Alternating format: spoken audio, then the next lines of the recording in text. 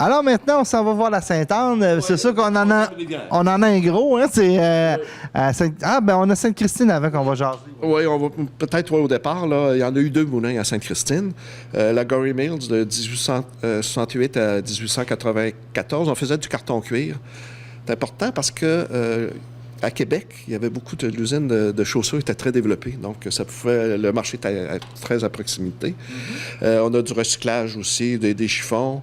Elle, c'est un éboulement lors de la débarque printanière là, qui l'a fait disparaître en 1894. C'est un site de centrale hydroélectrique, par contre. Okay. Maintenant, donc encore utilisé là, à des fins de production. Là, j'aimerais carton cuir, c'est la première fois qu'on voit ça. C'est quoi ça? C'est un carton qui est fait spécialement pour les chaussures. Okay. Parce qu'il ne faut pas oublier, on a une petite recherche là-dessus qu'on a fait, qui est disponible sur notre site à la Société d'histoire forestière, qui était utilisé dans la chaussure. Il y a certains endroits dans la chaussure où c'est mieux d'avoir du carton que du cuir même, pour toutes sortes de raisons, à cause de l'humidité, des choses comme ça. Puis le carton cuir a été utilisé, puis encore utilisé abondamment. Il y a eu plusieurs usines au Québec.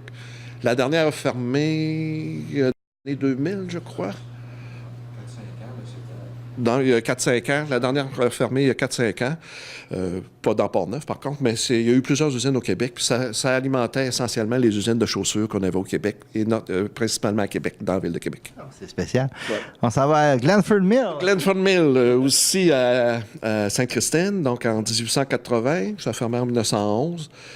C'était avec le procédé plus classique là, avec du bois rond. C'était un site qui a été incendié, l'usine, mais c'est une centrale hydroélectrique aussi aujourd'hui maintenant. Ça, Glenford, ça veut dire que c'est relié à l'usine de Portneuf, j'imagine, ou vu qu'on a donné ce nom-là? J'avais-vous, je ne sais pas. Une bonne question.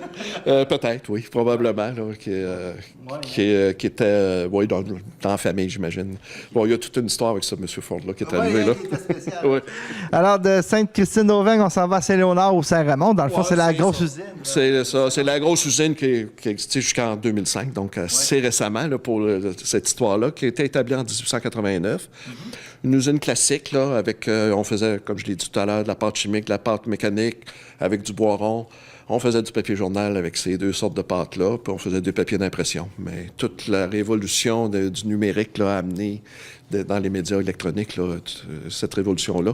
Et ça a été dans les usines là, qui ont disparu là, à partir de 2005. Là. On a encore des images de ça. On avait été tourné au début des années 2000 et puis j'espère que vous allez les voir à l'écran parce qu'avec le feu qu'on a eu, nous autres, on a perdu des archives, là, mais j'espère qu'on va leur retrouver celle-là. Là. J'espère que vous les voyez les images à l'écran.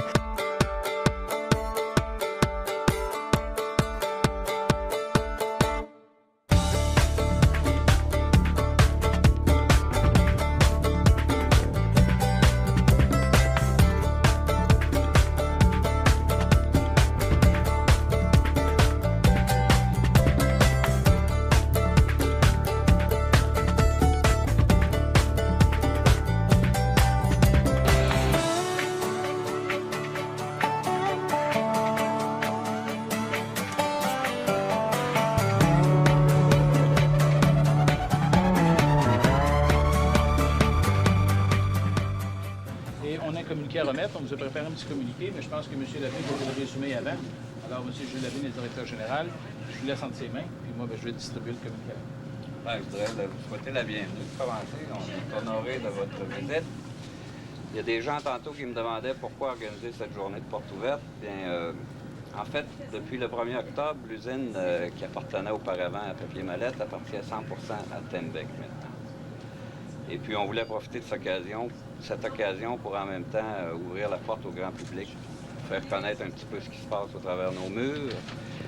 Et puis, on en profite aussi pour donner du compost aux gens. Parce que, comme vous savez, on revalorise nos boues ici. Alors, c'est quelque chose qui sert comme engrais. Puis, chacun peut repartir avec un petit sac de compost. Puis, tout le monde sait un petit peu qu'est-ce qui se passe ici à l'usine. Le programme de la visite...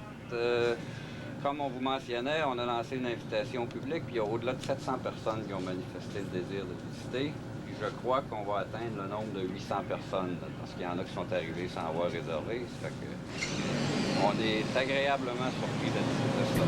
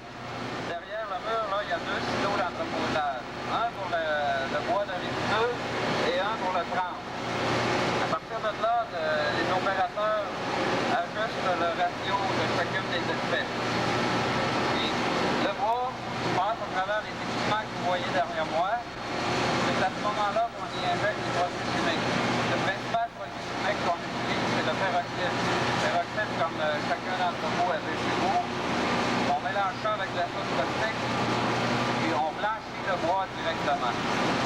Une fois que le bois a été blanchi, ce mélange-là est dirigé vers les raffineurs que vous pouvez voir en bas à ma droite. Les raffineurs servent à défibrer les copeaux de bois. Les copeaux ont été imprégnés de produits chimiques. À ce moment-là, on met beaucoup d'énergie, on frotte le bois ensemble, ça le défibre. Ça fait des fibres qui vont servir à la fabrication d'une feuille de papier.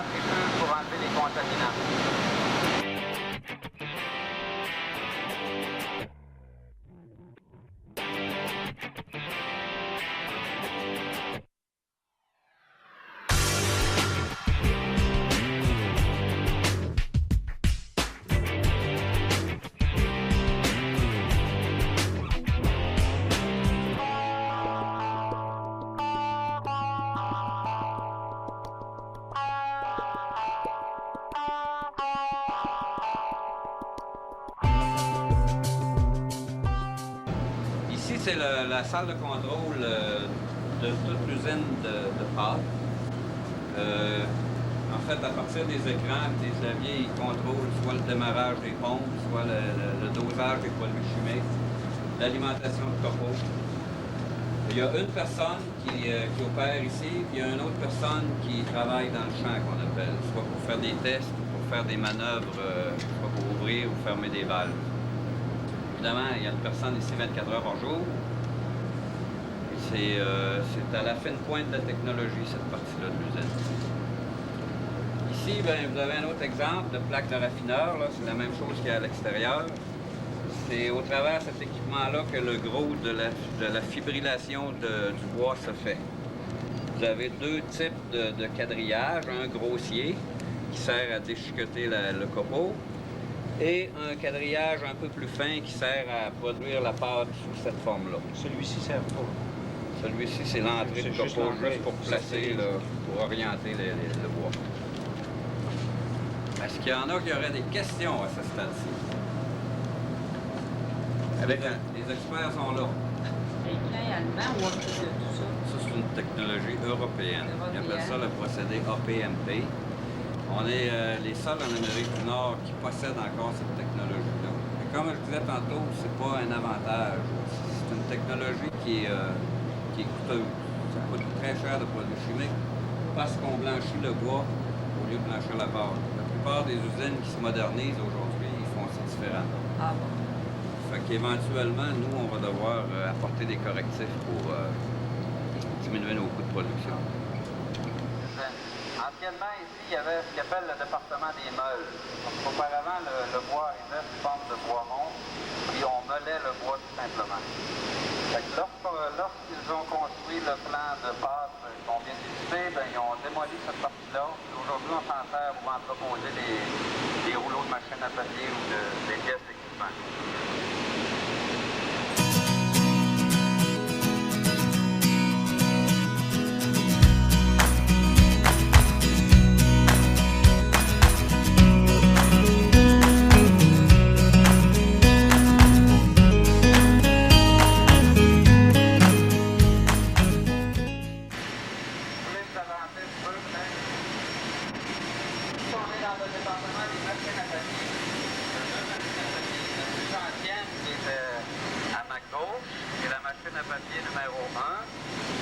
la machine qui produit un papier semblable au papier journal. Papier journal, mais à blancheur un petit peu plus haute que le papier journal. En arrière de moi, c'est la machine à papier numéro 2. C'est une machine qui a été modernisée en 1992. Machine où on produit du papier qu'on dit couché. Le papier couché, c'est le même papier de base, sauf qu'en surface, on met une couche de latex. Quelque chose qui ressemble beaucoup à de la peinture. Puis par la suite, on traite. C'est un produit qui donne du glacé au papier.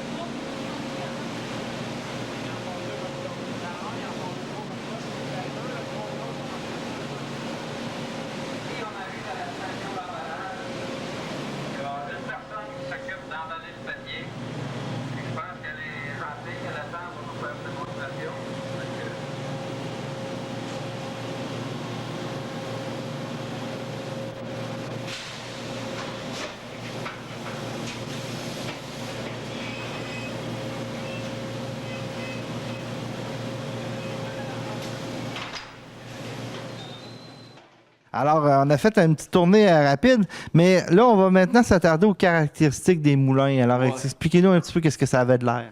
Bon, d'abord, il faut voir que en 2017, le plus vieux site encore en exploitation au Québec, c'est dans Port-Neuf, c'est à Port-Neuf, l'usine dont on a parlé tout à l'heure, qui s'appelle Metro Paper MPI maintenant, qui est l'ancienne usine Ford.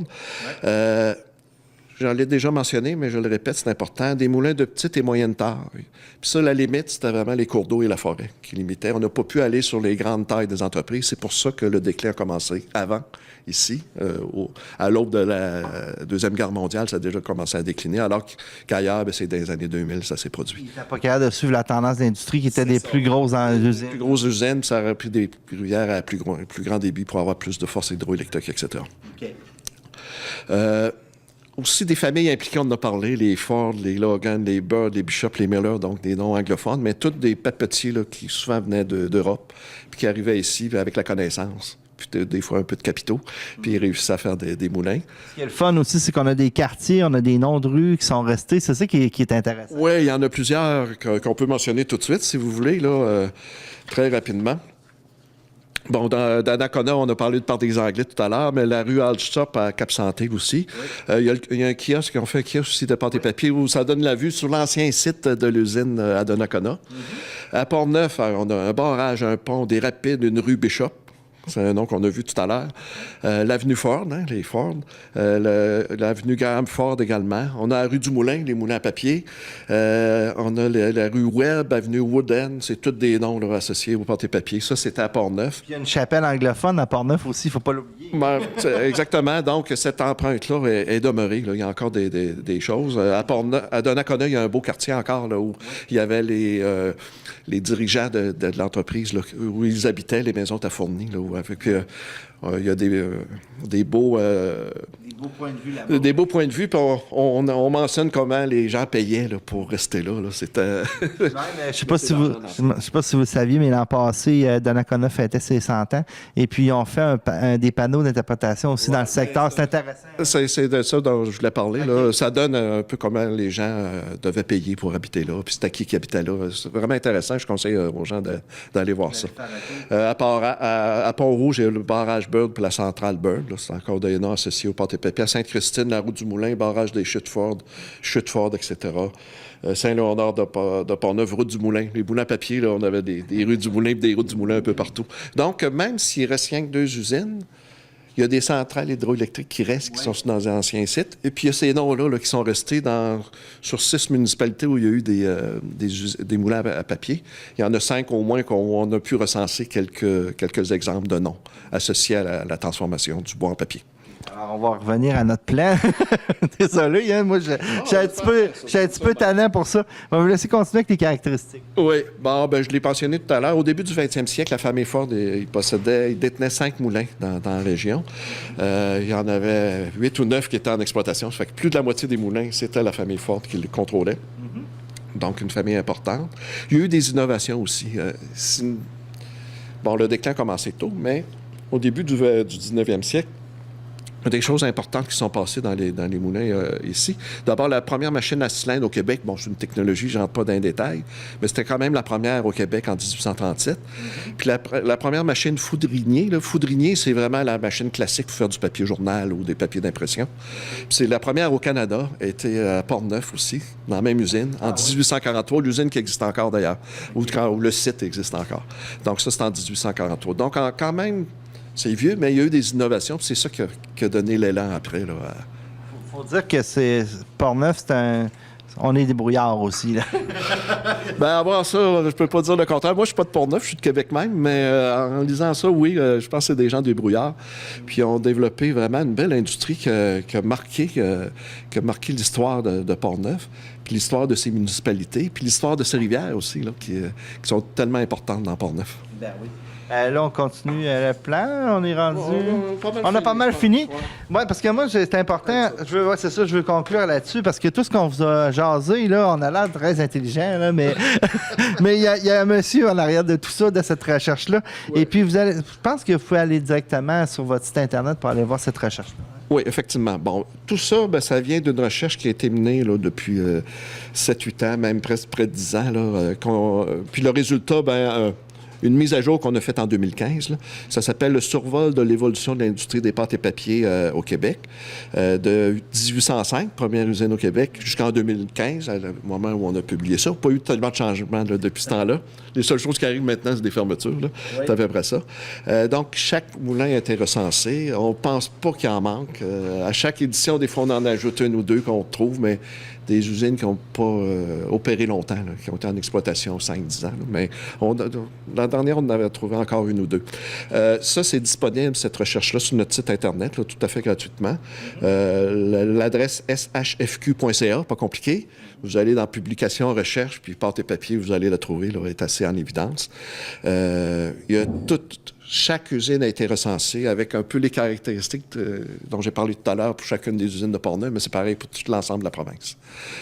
J'aimerais qu'on parle un petit peu de M. Gilbert. Hein. Il nous a soufflé des réponses. Il est en arrière de nous, mais pour être sûr qu'on dit les bonnes choses. M. Gilbert, pourquoi a décidé de faire ça? Oui, Jean-Paul a été longtemps... il a travaillé d'abord dans l'industrie des pâtes et papiers. Il a travaillé à Pont-Rouge, notamment, à l'usine de Pont-Rouge. Ensuite, il a été au ministère de l'Industrie et Commerce, mais pour s'occuper de l'industrie. Puis surtout au ministère, à l'époque, des Ressources naturelles, pour s'occuper de l'industrie forestière. Donc, il a été directeur du développement développement industriel de l'industrie forestière pendant nombre d'années. Quand il a pris sa retraite, il y avait comme un projet de vie de dire, moi, on dit, j'aimerais ça faire le recensement de toutes les usines de pâte et papier, de moulins à papier qu'il y a au Québec, là, depuis le début. Puis il s'est attelé à ça, puis on a publié une première édition, là, il y a peut-être 7-8 ans, puis une deuxième, puis là, je pense que c'est la troisième, ou la deuxième. C'est la deuxième édition là, qu'on a mis en ligne.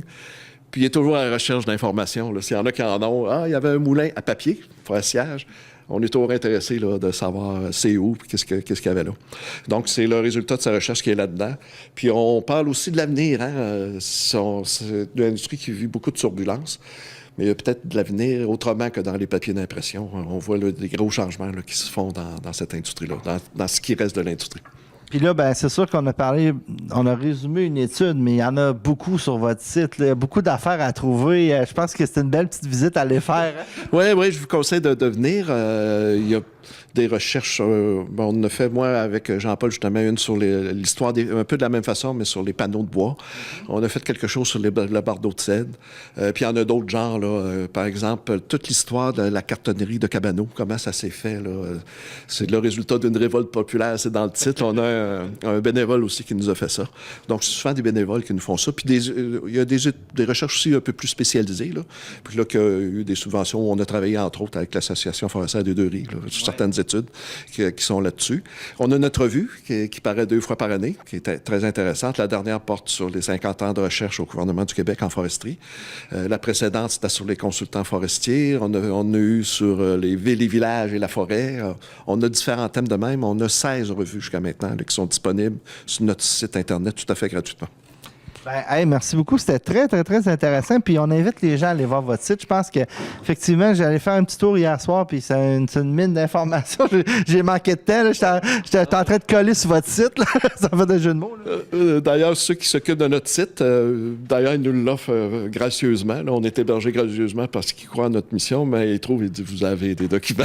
Il y a un petit problème, mais on est content de vous avoir. Puis c'est vrai qu'il y a beaucoup d'informations. Puis là, ben, comme on disait, vous allez vous en aller à l'Université Laval. Est-ce que vous allez être proche de la bibliothèque? Vous êtes tout dans le... Ben, on est dans le pavillon Abitibi-Presse, là. Pas la nouvelle bâtisse, mais l'ancienne où il y a la faculté. On va être au 2e étage. Mais ça, on fait un échange. Hein. Ils nous accueillent. Mais on va essayer de... Il y a des artefacts là, qui sont là, qui sont exposés, mais ils ne sont pas très documentés, tout ça. Ça fait qu'on a comme mandat de mettre ça en ordre puis de rendre ça plus attrayant pour les personnes qui vont venir à la faculté. Un exemple, en rentrant à la faculté de foresterie, il y a une espèce de dessin au sol. Là. On veut documenter ça. Pourquoi c'est là? Puis il ne faut pas oublier que ce bâtiment-là, c'est le premier à avoir été construit sur le campus de l'Université Laval actuelle, avant même celui de l'administration. Ça a été ceux qui ont les premiers à arriver sur le campus. Transmettre l'histoire aux jeunes, c'est toujours le fun. Voilà, c'est ça. Puis on espère travailler avec les jeunes, là, ça, effectivement. Puis les professeurs, un des professeurs d'ailleurs a été à l'origine de la Société d'histoire, ça a été un des membres fondateurs là, de la faculté. Donc oui, on pense avoir beaucoup de synergie avec eux. Hey, un gros merci, puis j'espère que vous avez aimé le voyage dans l'histoire. Merci beaucoup. Au revoir, merci.